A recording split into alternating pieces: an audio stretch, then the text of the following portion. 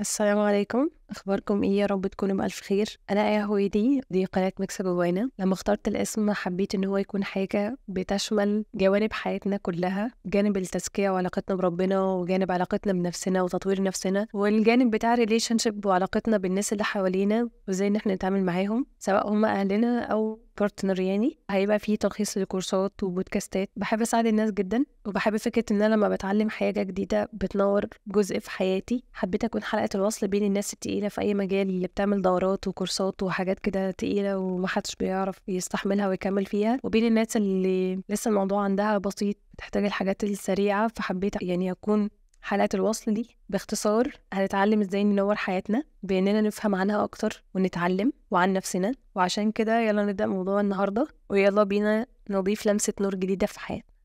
جايين نتكلم النهاردة عن الفقد وأسبابه، والإيه الأعراض اللي احنا بنحس بيها، والمراحل الخمسة بتاعة الحزن اللي ممكن نقوله لو احنا عايزين نسبورت حد بيمر بمرحلة الفقد، وايه اللي احنا ما ينفعش نقوله. ودي حاجات انا اتصدمت لما عرفتها. يعني هنعرف احتياجات الشخص ده وقتها علشان يبقى احسن، وعلشان يعرف يتخطى مرحلة الفقد او مرحلة الألم اللي هو بيمر بيها. واخر حاجة هنحاول نعرف هل الموضوع ده ماشي في التراك الطبيعي بتاعه، ولا الموضوع بقى ماشي مننا في تراك مش صح خالص وبدأنا في أعراض تخوف. فاحنا وقتها لازم نلجأ لمتخصص. يلا بينا نبدأ. محد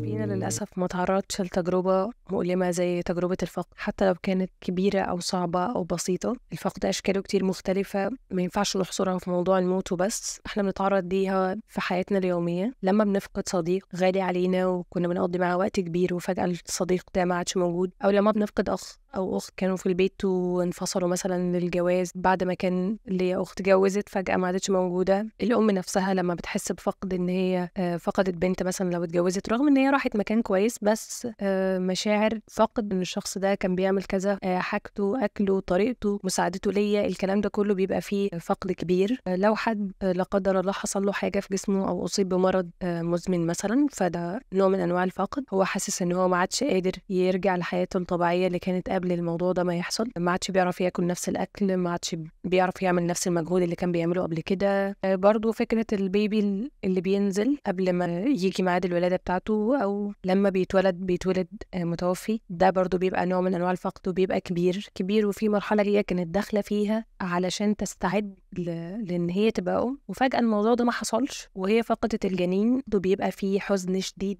مش بيبقى مقدر قوي بشكل كبير. ودي من الحاجات اللي انا علمت كده معايا لما عرفتها. ولا حد بيبقى مستوعب مشاعرها كلها، رغم ان هي بتبقى حزينة فعلا، حزن شديد يعني على نفسها. الطلاق والانفصال عن شريك حياة او بارتنر او اي ريليشن احنا دخلنا فيها، كنا متعشمين مثلا الموضوع ده يكمل او ان يحصل فيه بينا حياة نكمل فيها مع بعض، او كنا بنحب شخص جدا وهو فجأة خذلنا وما عادش موجود في حياتنا او اتنازل عننا. ده بيسبب عندنا نوع من انواع الفقد، وبنحنا بنكتئب وبنمر بكل البروسيس اللي احنا نحكي عليها. حتى في موضوع الموت، حياتنا قبل ما الشخص ده يموت غير حياتنا بعد ما الشخص ده مات. باختصار شديد ان الفقد هو حاجة حياتنا قبلها غير حياتنا بعدها تماما. من اكبر الحاجات اللي ممكن تصور لنا الموضوع ده، يعني لو حد لا قدر الله حصل حالته الصحيه مش كويسه في البيت، فاحنا حياتنا اتشقلبت فعلا. بقينا بنسهر في مستشفيات، بناخد بعض، حد فينا بيروح حد فينا بيجي، شغلنا بيبوظ، نومنا بيبوظ، الاستقرار نفسه ما بقاش زي الاول. ده سريعا اسباب وانواع مختلفه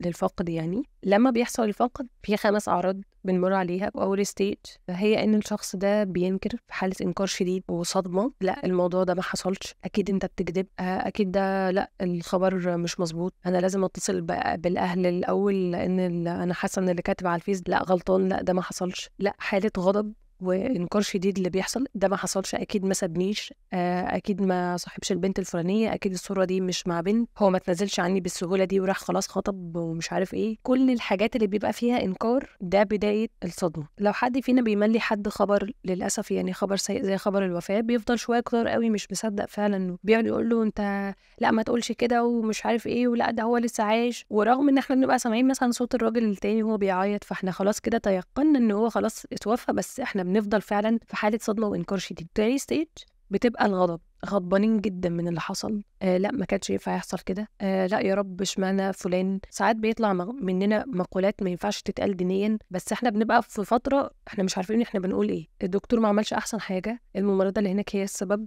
لا الحضانه دي مثلا ما كانتش كويسه فعشان كده ما اهتموش بيها كويس فهي توفت. لا انا قلت لك ان احنا كان لازم ننقل المريض ده مستشفى تانية، خلي دكتور تاني هو اللي يتابع معاه، اصل المستشفى الاجهزه بتاعتها ما كانش كويسه. ولا احساس ان في حاجه كان لازم تتعمل وانا ما عملتهاش، في غضب شديد. طب ليه فلان خدهم معاه مثلا المشوار الفلاني وهم توفوا زي لو مثلا فرضنا الحادثه الاخيره، ليه هو خدهم معاه؟ هو نفسه الشخص انا ليه خدتهم معايا او انا السبب، او احساس بالذنب والغضب الرهيب تجاه اللي حصل بيبقى غصب عن الواحد، بيحس بحاجه زي كده. ما حبش البنت التانية، او ازاي اصلا يكون عرفها واحنا لسه ما لحقناش اصلا نسيب بعض. انكار شديد وحاله غضب رهيبه. طب هو زي ما قاليش. الستيج الثالثه بنبدا نقدم تنازلات واسمها مرحله المساومه. ببدا اساوم اللي قدامي الجواز يعني او الطلاق او المراحل دي، اللي هو طب انا اسف انا مش هعمل كده تاني بس تعالي نرجع، طب احنا بينا مثلا ولاد، طب فكر تاني، طب عشان بنتنا، طب عشان كذا، طب انا ما عدتش هزعق، انا والله هبقى متفاهمه اكتر، الحاجه اللي ضايقتك انا مش هعملها تاني بس تعالى نرجع تاني، او تعالى الموضوع نخليه طب يا فلان كلمه علشان يغير رايه، طب يا مش عارف ايه. فجاه الواحد فينا ممكن يقدم تنازلات اصلا هي في العادي مش هيقدمها. يعني هو في العادي مثلا شخصيته انت مش هتقبل بالحاجه الفلانيه، فهو علشان بس الموضوع ده يرجع تاني، او علشان الشخص ده ما يمشيش، او عشان هو يفضل حاسس بالامان في وجود الشخص ده، فهو عاوز يقدم اي تنازلات. حتى الستيج الرابعه ودي بتبقى من اصعب الحاجات، خلاص احنا بقينا مدركين جدا الموضوع ده حصل. بتبدا مرحله الحزن. مرحله الحزن دي بقى يعني ممكن نطول فيها شويه حلوين. بعد الحزن بيبقى الريكفري، واحنا هنتكلم بقى يعني ايه في الحزن شوية، يعني حبة حلوين كده.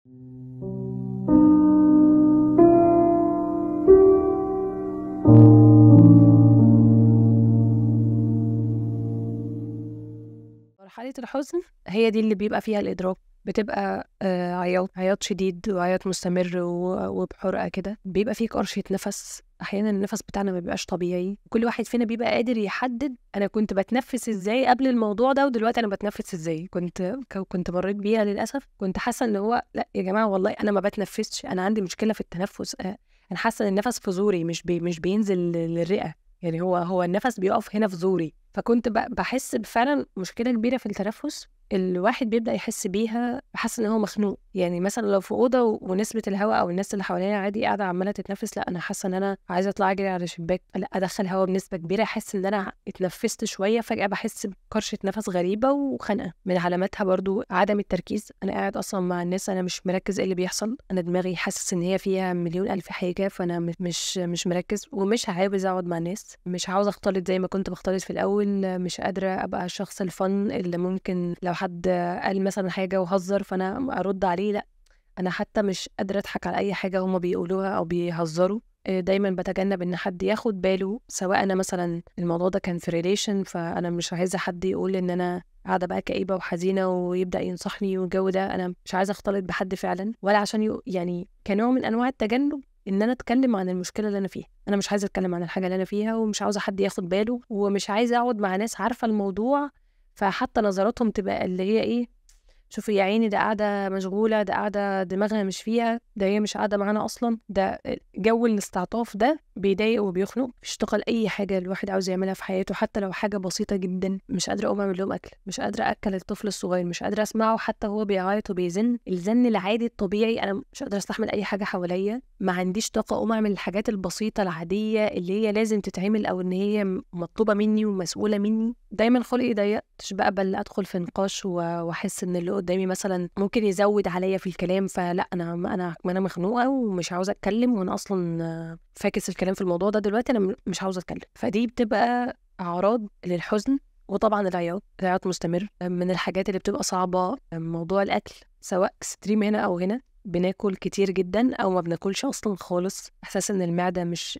قابله اي اكل او اي حاجه تنزل فيها، ده من انواع الحزن. دي الحاجات الفيزيكال اللي جسمنا بيحس بيها بالظبط. لو في حاجه في جسمنا او حاجه في جسمنا تعبانه، فجسمنا مثلا بيسخن، بيعمل اعراض جسمانية بتبين ان هو تعبان، فبنبدأ نروح لدكتور. الكلام ده القلب بقى لما بيبقى موجوع او بيبقى مكسور بتبدأ هي اعراضه في شكل الحزن وفي شكل الاعراض اللي احنا قلنا عليها. من اكتر الحاجات برضو اللي كلنا تقريبا مرينا بيها وكانت صعبة موضوع التفكير المفرط قبل النوم. دماغنا بتشتغل في كل حاجة، بتجيب لنا الموضوع من اوله لاخره، ونقعد ساعات كتيرة على السرير علشان بس نعرف ننام. يعني احيانا لو اتساب لنا في موضوع النوم احنا ممكن ننام اكتر من يوم فعلا ورا بعض، يعني سواء قلق بسيط بنرجع برضو نكمل تاني وبنكمل كميات نوم كبيرة وما نبقاش عاوزين نقوم. ودي من اعراض الحزن. يعني لما حد فينا بيحس باي حاجه من الحاجات دي فاذا هو بيمر بحاله حزن لازم ياخد باله منها ولازم يتعامل معاها بشكل كويس. ايه تاني؟ في عندنا شخصين،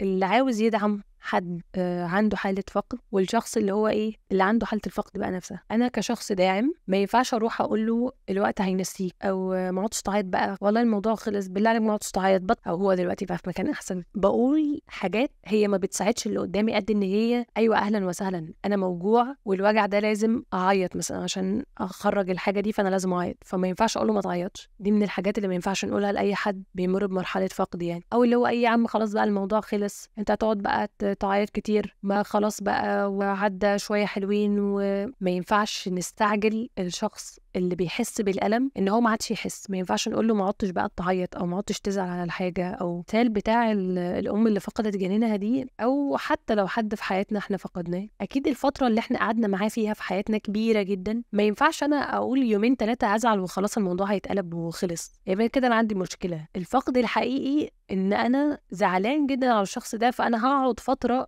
اتعافى من الجاب اللي هو سابها لي لما مشي. فمش منطقي ان انا اروح اقول لحد ما عدتش تعيط بقى او كفايه عياط.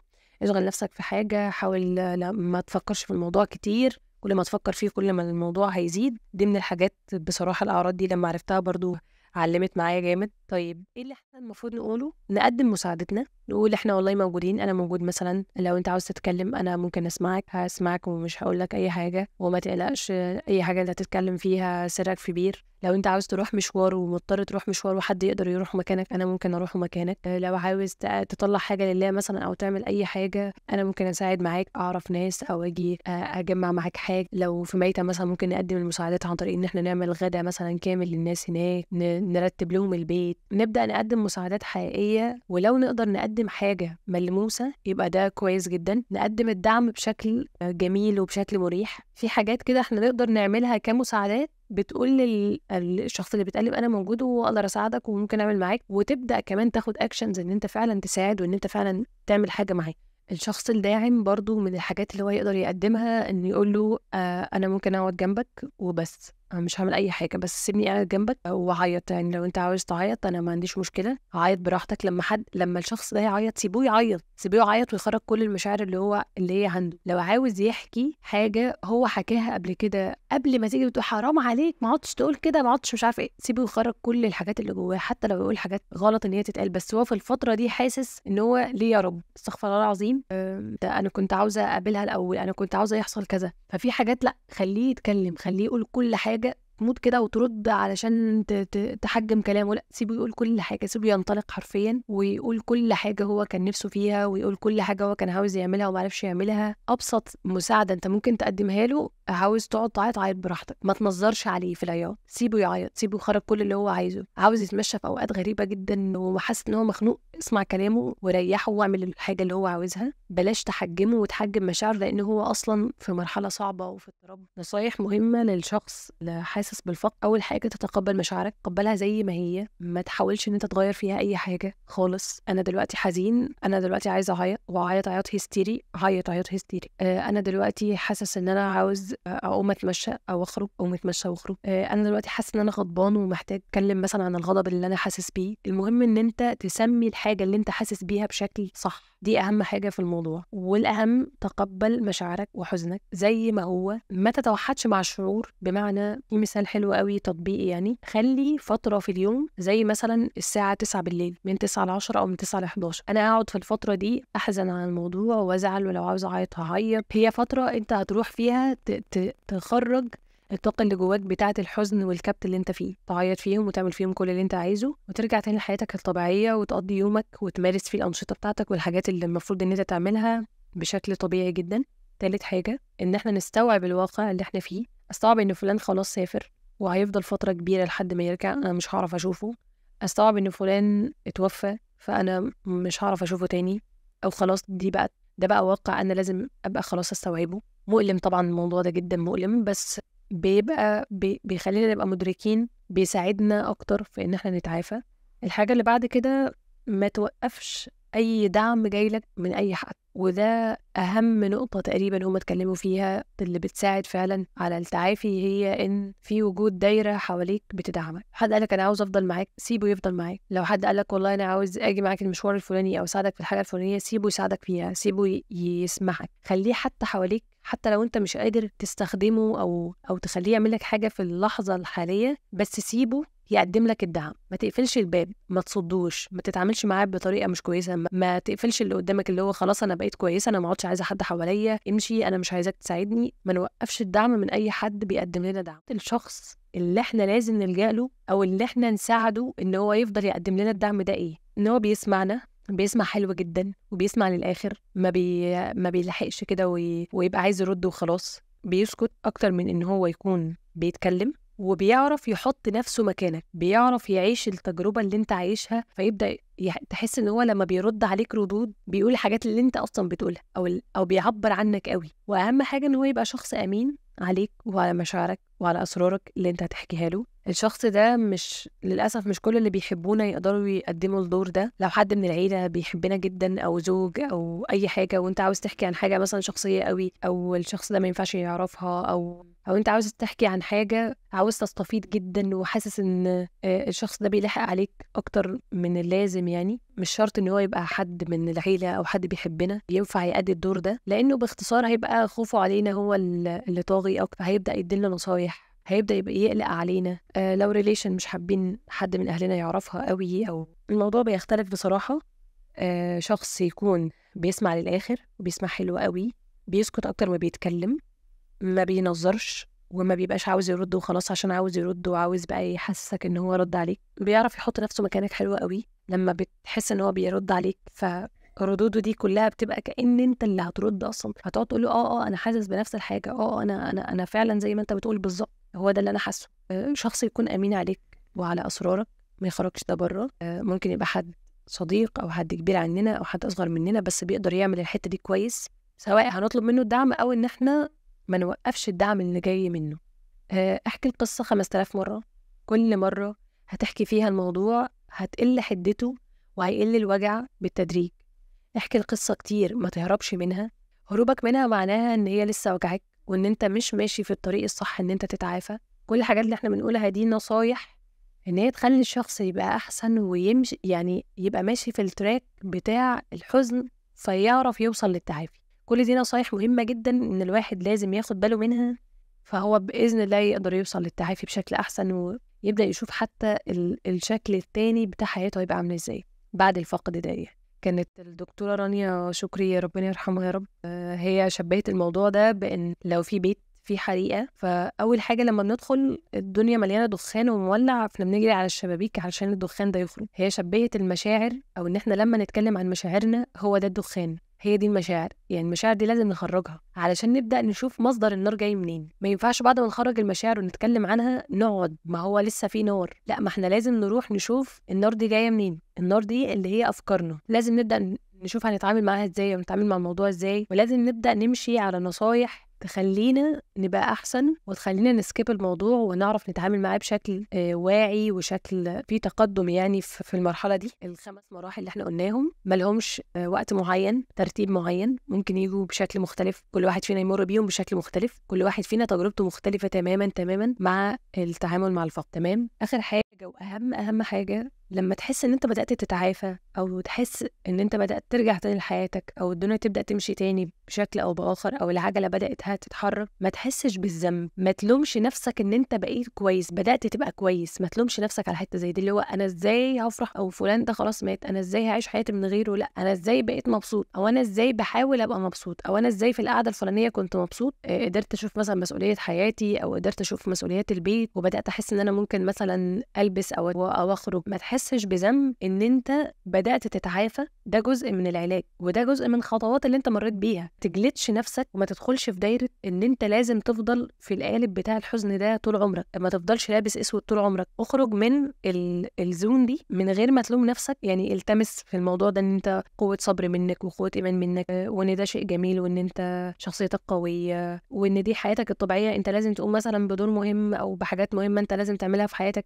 ما ينفعش مثلا يبقى متعلق في رقبتك طفل وانت طول الوقت بتصدر له وش الخشب، وما تلعب معاه او تهزر معاه تلوم نفسك ان انت ازاي بتهزر او بتلعب. كل المراحل دي اتعامل بيها مع نفسك، وخليك رحيم بنفسك. قبلها زي ما هي. لما تبدأ تتغير ما ترفضش التغيير ده، او ما ترفضش التطور او التعافي. والله العظيم انا عارفه ان الموضوع طويل، بس والله مش هتصدقوني لو قلت لكم الموضوع كده مختزل بشكل كبير. يعني الكتاب اصلا اللايفز دي كانت بتتكلم عن كمان مرحله الطلاق وكلام كبير وكلام كتير وانا قدرت اختزله. يعني انا حاسه ان انا كنت بلف حوالين نفسي من الصبح. فحقيقي والله الموضوع مختزل، هو فعلا مهم، وكلنا محدش فينا بجد ما مرش بيه. لما بنفهم احنا ازاي نتعامل مع ده، او لما بنعرف الطريق وحد فعلا وصفه لنا، بيبقى هين وسهل علينا واحنا بنمر بالتجربة دي. يعني امتى كل الحاجات اللي احنا قلنا عليها دي مراحل طبيعية، مراحل طبيعية للحزن، تمام. حتى لما الموضوع الواحد بيتحسن شوية، بس بعد كده بتيجي عليه فترة بيبقى عايز يعيط كتير، أو بترجع له أعراض الحزن تاني. كل الكلام ده طبيعي جدا جدا جدا. اللي مش طبيعي يعني ما بقاش مثلا يوم مزاجي كويس ويوم حزين، لا أنا على طول حزين، أنا على طول مش عاوزة أعمل حاجة، أنا على طول مش عاوزة أشارك مع الناس اللي حواليا. عايشة في حالة الحزن، في حالة وفاة. وبجد ربنا يا رب يربط على قلوبهم ويصبرهم. بجد بجد شفت فيها العرض من الأعراض إن هي تنادي على الشخص اللي توفى، تفضل تنادي وهي في حالة صدمة. حالة الصدمة دي كبرت ومدتها وسعت معاها، ان هي مش مصدقة ومش مستوعبة ان الشخص ده توفى. في اعراض بجد بتبقى مش طبيعية، احنا بنبدأ نلاحظها على الشخص ده، والشخص ده نفسه كمان بيبدأ يلاحظها على نفسه. يعني فضل عايش في المرحلة دي فترة كبيرة قوي، لازم يوقف، لازم يروح لحد متخصص، لازم يبدأ يتكلم مع حد يعني في العلم كبير، فيقدر يقول له تعمل ايه وما تعملش ايه ويوجهه. ممكن الموضوع ده للأسف ممكن يتحول ان هو يسبب له اي اعراض صحية. ده شيء لازم نتجنبه.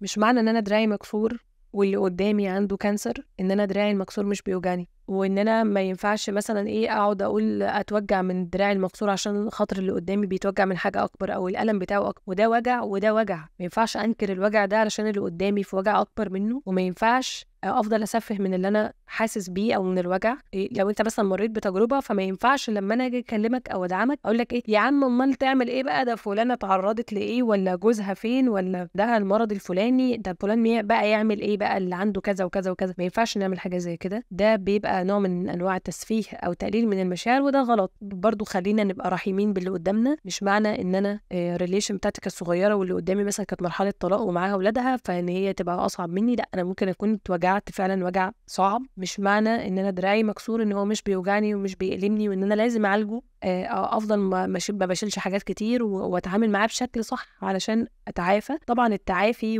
والاصابه بتاعه دراع المكسور غير اصابه الكانسر، وده بيمر بمرحله وفتره كبيره، وده بيمر بمرحله تانية خالص مختلفين. بس ده وجع وده وجع، وده ليه مراحل وده ليه مراحل، ده بينتهي فيها وده باذن الله ينتهي فيها. انا عارفه ان انا طولت عليكم، فمش هقول اتمنى ان انا ما كنتش طولت. يعني انا طولت، الموضوع كبير، ما حبيتش ان انا اقسمه، حبيت ان احنا نفهم الموضوع كله كباكج كده على بعضها. ان شاء الله اعرف انزل شويه كتور، يعني اعرف امنتج شويه حلوين. اتمنى تكونوا استفدتوا او ضفت حاجه جديده ليكم، معرفة جديدة انتوا عرفتوها في الموضوع ده. اتمنى ان انتوا لو تعرفوا حد بيمر بالتجربة دي او بيمر بالألم ده ومش فاهم اللي هو مر بيه، او حتى لو شفتوا الأعراض دي هو بيمر بيها، تساعدوه. سواء ان انتوا تبعتوا له الفيديو او ان انتوا تحكوا له اللي حصل او اللي انتوا اتعلمتوه من الفيديو. يعني اتمنى يا رب يقوينا كلنا ونقدر نتغلب على مراحل الفقد. بس لو انتوا وصلتوا لحد اللحظة اللي احنا فيها دي فانتوا بجد يعني بيج سبورتد ليا، ربنا يا رب يبارك فيكم ويبارك في وقتكم. ما تنسوش تشتركوا في القناة لو انتم مش مشتركين، تعملوا لي لايك عشان اقدر اكمل. ولو في اي تعليق انتوا حابين تضيفوه ممكن تقولوه لي في الكومنتس، وهستنى لو انتوا حابين نتكلم في حاجة معينة او تعرفوا حاجة عنها اكتر. اي فيدباك، اي تعليق انتوا تقدروا تسيبوه لي وتقولوا لي حاجات اطور بيها الموضوع واحسن بيها اكتر واكتر. سبحانك اللهم وبحمدك، أشهد أن لا إله إلا أنت، أستغفرك وأتوب إليك.